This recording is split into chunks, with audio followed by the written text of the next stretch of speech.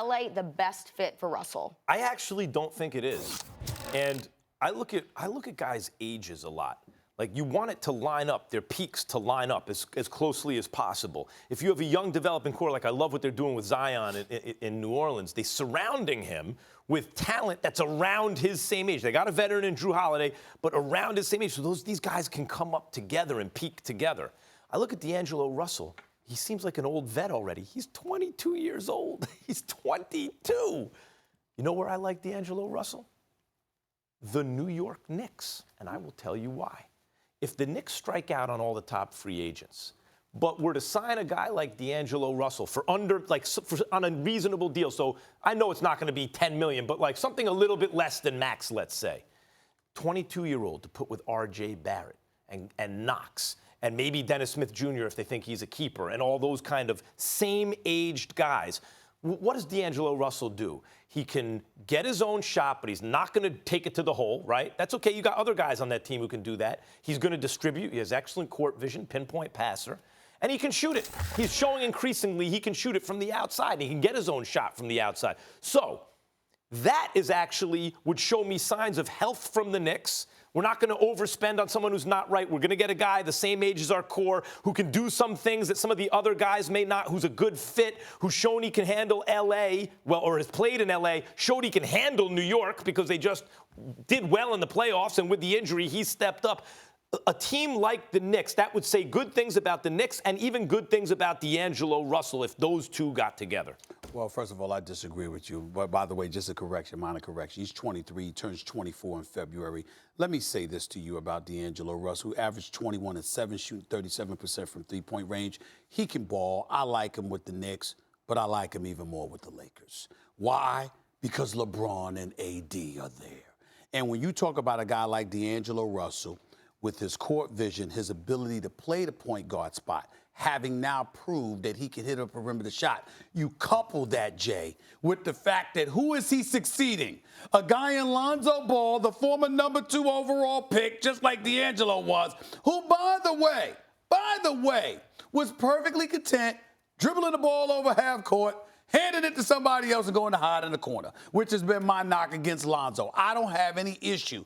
I think his skill, he will continue to grow, and I got a lot of faith in him. I respect the young brother. My issue with him is his assertiveness. And, Jay, I'm big on this.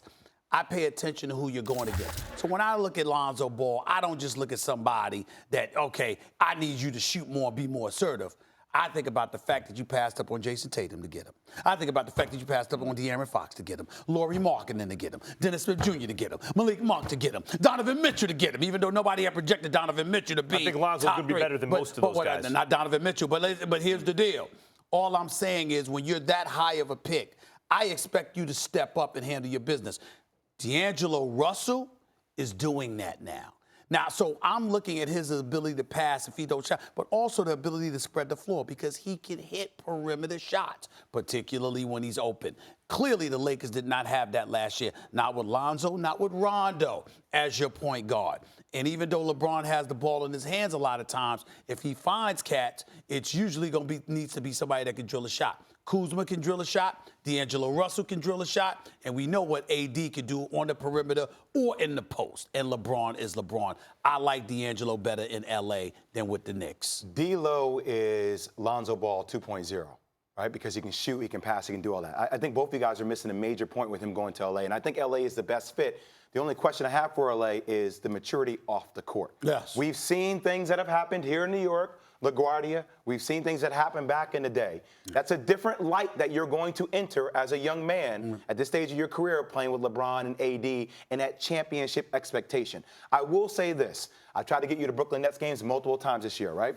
I think one of the things that they've done over there across the bay is that they've made it so conducive for him to take away all the distractions just to focus on basketball. Let's put this in perspective. He was an all-star this year, but he got voted in. He was a reserve. Victor Oladipo got hurt. That's how he got into the All-Star game, right? So there still needs to be an element of him staying hungry. That's my only concern I get worried about. And I know LeBron can help him there to do that. The light that he's going to walk into, and then that hunger he needs to bring to the table. That's the only way it's going to work, especially when a championship is on the line. I will never refute the notion that L.A. does have its distractions. Yes, it does. We do understand that. Just a couple. just no question about that.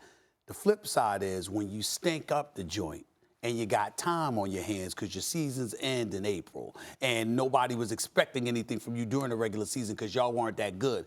It's entirely different than when the eye of the storm is on you because you got 2 of the top 5 players on the planet with championship expectations. Winning and now. Lakers lore is hovering over you. Suddenly, the business of basketball elevates in terms of priority. So believe it or not, as much as we just finished teasing DAngelo Russell yesterday for getting caught in LaGuardia Airport for crying out loud with that nonsensical thing he tried to pull. But in the end, what it comes down to is that you got more to play for now in L.A., and I think that will help prioritize him. Let me tell you what I don't like about the fit, and I'm really looking at it more from the team's point of view.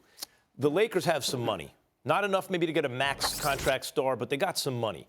I don't think DAngelo Russell is such a premium over some good, solid vets where you could really flesh out the roster. And the Lakers had to trade everything to get the guys they have now. So they really need to flesh out the roster with some capable two-way players, instead of spending it all on a guy who's something, maybe a marginal all-star in a good year with some injuries to other guys.